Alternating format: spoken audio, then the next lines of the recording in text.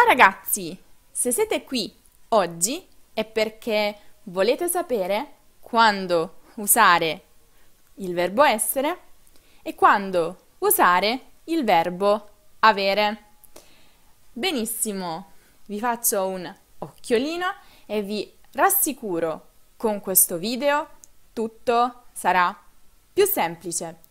Partiamo dall'inizio, e cioè in quali contesti usare essere, in quali contesti usare avere.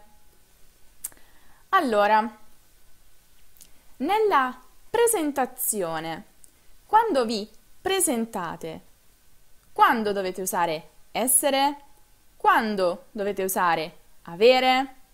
Allora, il verbo essere si usa per dire il nome di qualcuno. Quindi io sono Marco, lui è Francesco. Ancora, per esprimere la nazionalità. Quindi i miei cugini sono francesi. Oppure per indicare la professione. Paolo è architetto. Sua moglie è professoressa di matematica. E avere lo usiamo nella presentazione? Sì, esattamente per dire l'età di qualcuno. Quindi Giuseppe ha 56 anni. I suoi figli hanno 20 e 24 anni. Ma non è finita qua. Cosa succede nella descrizione? Allora, sempre essere o avere, useremo essere davanti ad aggettivi per descrivere qualcosa o qualcuno. Firenze è meravigliosa. Descrizione. La tua casa è molto bella. Questi documenti sono vecchi. Come vedete, utilizziamo il verbo essere davanti ad aggettivi. E il verbo avere? Il verbo avere lo utilizziamo sempre per descrivere qualcosa o qualcuno, ma davanti a nomi e non ad aggettivi. Laura ha i capelli biondi. Io sto descrivendo i capelli di Laura, ma lo sto facendo con un nome, capelli. Ho la pelle molto delicata. Hai dei lineamenti bellissimi. Vediamo invece cosa succede nelle sensazioni. Allora, per quanto riguarda il verbo essere, lo utilizziamo per esprimere delle sensazioni emotive, ciò che noi proviamo, delle emozioni, appunto. Sono felice, oggi vado al mare. Siamo contenti di vederti.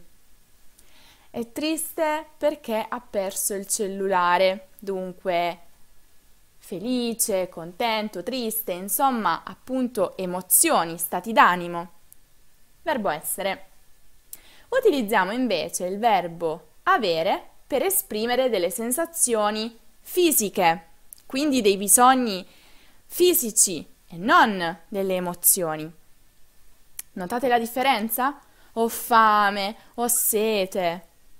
Verbo avere. Allora, utilizziamo però essere e avere anche al posto di altri verbi. In che senso? Vi spiego subito. Utilizziamo il verbo essere come sinonimo del verbo trovarsi, cioè trovarsi in un luogo. Quando sono a casa, cioè quando mi trovo a casa, mi rilasso con la TV. Oggi Paolo è a Parigi, beato lui.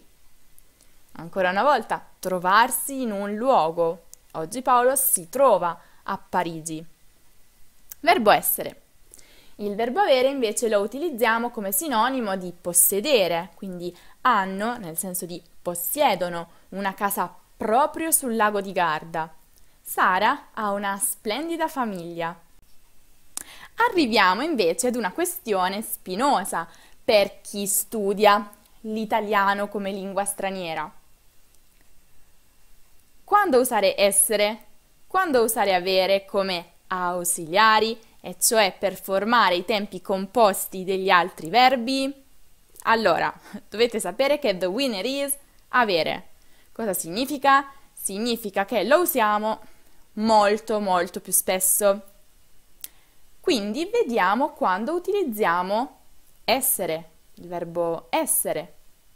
Allora, lo utilizziamo innanzitutto come ausiliare di se stesso, cioè come ausiliare del verbo essere, appunto, per i tempi composti. Sono stato a Roma ieri. Ancora, con i verbi di movimento, andare, venire, partire, tornare, arrivare, che indicano un movimento da una parte ad un'altra, da un posto ad un altro. Sono andata al supermercato questa mattina. Mario è partito poco fa. Ancora, con i verbi di stato, quindi che implicano un cambiamento di stato o una situazione appunto in cui ci si trova.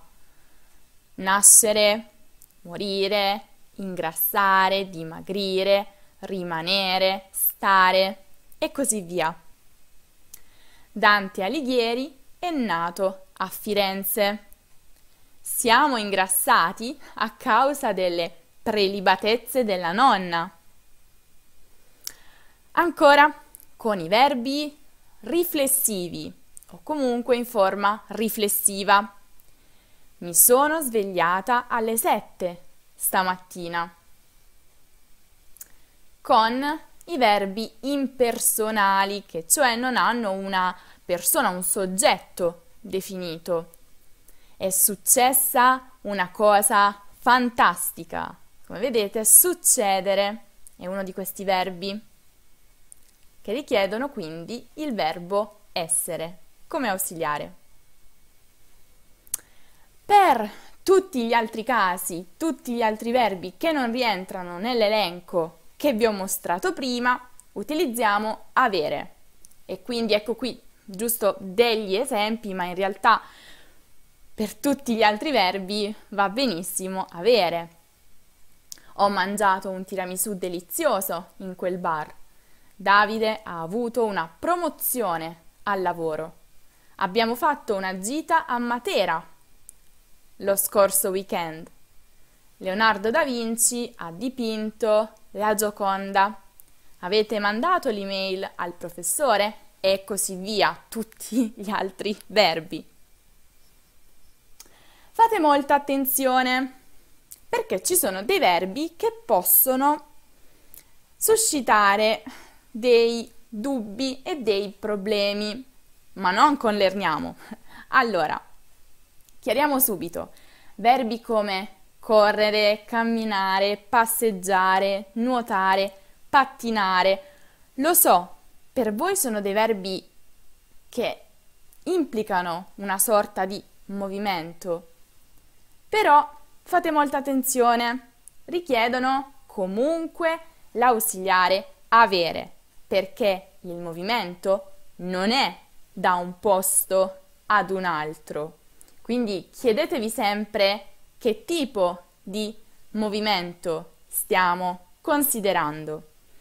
Perciò questi verbi richiedono sempre l'ausiliare avere. Ieri ho corso tutto il giorno. Abbiamo passeggiato lungo via Condotti. Sembrate stanchi, avete camminato molto? E così via. Allora, per oggi la nostra lezione finisce qui. Però, se volete la spiegazione scritta e tutti gli esercizi su questo argomento, andate sul nostro sito www.lerniamo.com. Troverete il link diretto nella descrizione. Inoltre, per qualsiasi dubbio o richieste per nuovi video, mandateci una mail a info@lerniamo.com. Se il video vi è piaciuto, lasciate un mi piace e iscrivetevi al nostro canale YouTube. Inoltre, continuate a seguirci anche su Facebook, Instagram e Twitter per tante novità. And guys, if you think your Italian isn't so good, you can even send us an email or a message in English and Spanish or German or French. We will answer in no time. Cosa aspettate? Ciao!